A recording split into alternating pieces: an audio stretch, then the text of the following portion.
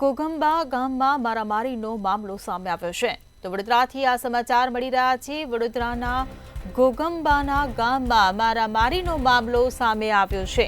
બે પરિવાર વચ્ચે નજીવી બાબતે ઝઘડો થયો હતો, ત્યારે સામસામે રહેતા પરિવારના સભ્યોએ એકબીજા પર હુમલો કર્યો હતો। તો ઝઘડામાં એક વ્યક્તિને માથાના ભાગે ગંભીર ઈજા પહોંચી હતી। તો ઈજાગ્રસ્ત વ્યક્તિનું એસએસજી હોસ્પિટલમાં સારવાર દરમિયાન મોત નીપજ્યું છે।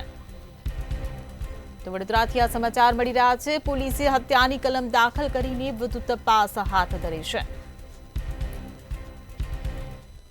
ત્યાં 5 જાન્યુઆરીના રોજ રાતના 9:01 વાગે જે મરણ ગયેલ છે એના ભાઈ રમેશભાઈ કરીને હતા, એમની પત્ની સાથે કોઈ બાબતમાં ગાળાગાળી કરતા હતા।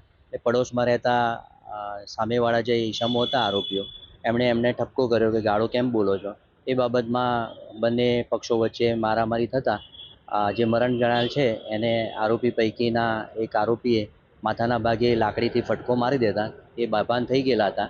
ત્યારથી જે આ મરણ ગયેલ શૈલેષભાઈ સોમાભાઈ ડામોર છે, જે એસએસજી હોસ્પિટલમાં સારવાર હેઠળ હતા, જેઓનું ગઈકાલે મરણ થતાં